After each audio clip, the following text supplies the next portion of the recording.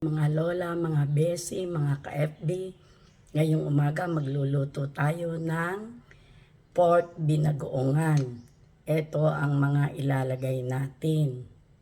Meron tayong sibuyas, bawang, laurel, black pepper ground, talong, at ang pinaka-importante ang ating artista, ang pork liempo. Siyempre, hindi kumpleto ang ating recipe kapag walang shrimp paste. Ang bango-bango po nito. Nabili ko to doon sa Balokok Apalit. Naamoy ko pa lang siya, Diyos me, ang bango-bango. Kaya po bumili tayo at naisip nating magluto ng pork binagoongan. Tumba na naman ang kanin nito mamaya. Kaya painitin po muna natin ang kawali. Para lalong masarap, lalagyan natin ito pampagana. Okay, mainit na po ang mantika.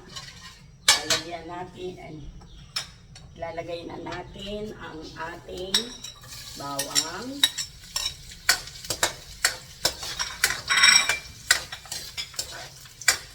Sibuyas. Kaya natin umamoy muna o lumambot ang sibuyas bago natin hulugan ng ibang ingredients. Bango na po ng sibuyas natin. Okay. Ihulog na natin ang kamatis. 4 na kamatis po yan. Lulutuin muna natin ang ating kamatis. Luto na po ang ating kamatis. Ihuhulog na natin ang ating pork belly. Nahinugasan na natin ito, malinis na.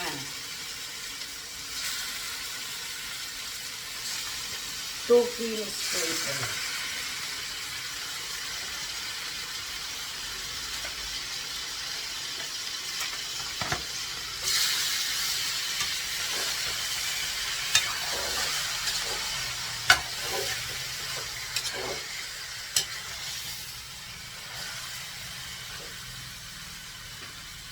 Lalagay na din natin ang laurel. Lalagyan din natin ang paminta. Yung paminta po, yung mga condiments, ayaw na lang sa lasa nyo. Wala po tayong takal-takal dito ayon sa panlasa. Haluin po natin paminsan-minsan at nang hindi manikit.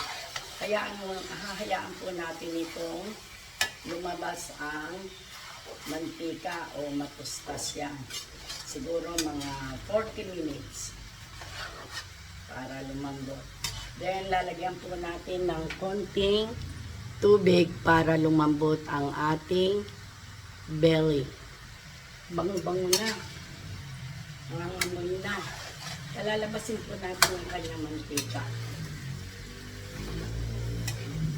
Para mas masarap at mas malambot. Ayan po yung stew niya o sabaw, yung tubig, ay hindi naman pantay ng baboy.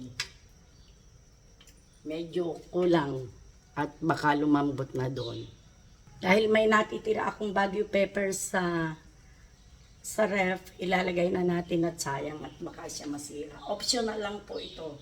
Kung meron kayo, lagyan nyo, pampadagdag flavor lang po yun. Kung wala, okay naman.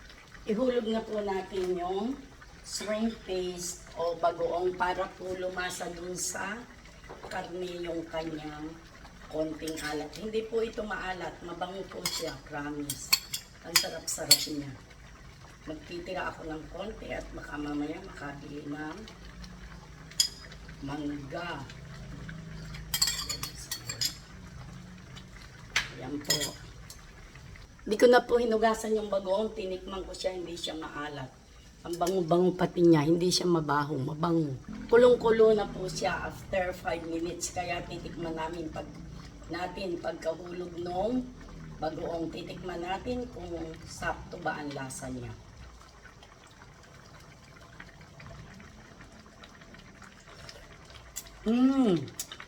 Hindi na po kailangang mag-asin. Promise. Sarap na. Nagugutom na ako pati. Wala pang sinaing. Panay na kulo. Medium heat lang natin. Naririnig nyo ba yung kulo na yan? Diyos ko. Nakakagutom pati amoy.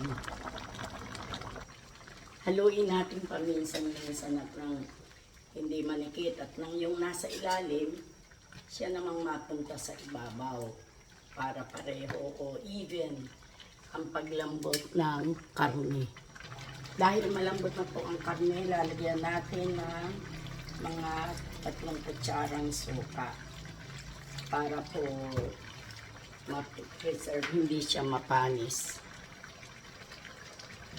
Lalagyan din natin ng 2 kutsarang asukal para pampabalanse doon sa lasa ng shrimp paste o bagoong. Tikman nga natin ulit kung balance na yung asim, tamis, at alat. Sarap. Lagay na po natin yung green na sili. Yung kansibay na sili. Ang sili po, yung anghang, optional lang. Kaya po maya-maya ko na ilalagay itong siling palay. Dahil nagmamantika na po siya, ihulog na natin ang talong.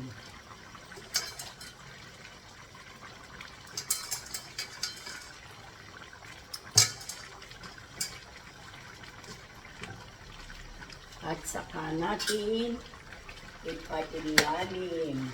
Ayan po, para maluto siya. Mga 3 minutes lang yan. Idagdag na po natin ang siling labuyo para may kagat sa dila.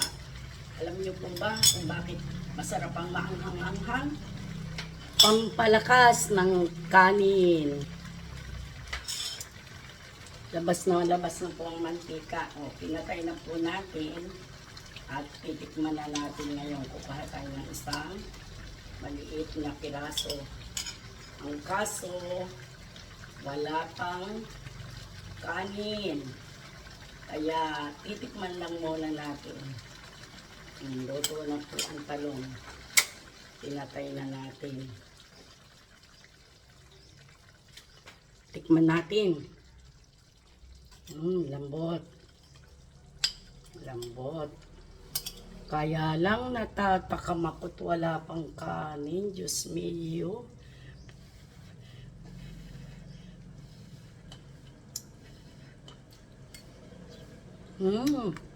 Harap.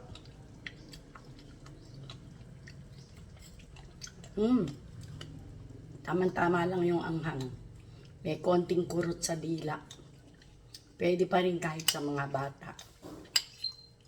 Pero nagtabi po ako ng konti para doon sa mga apo kong maliit at hindi sila makakakain ng maanghang.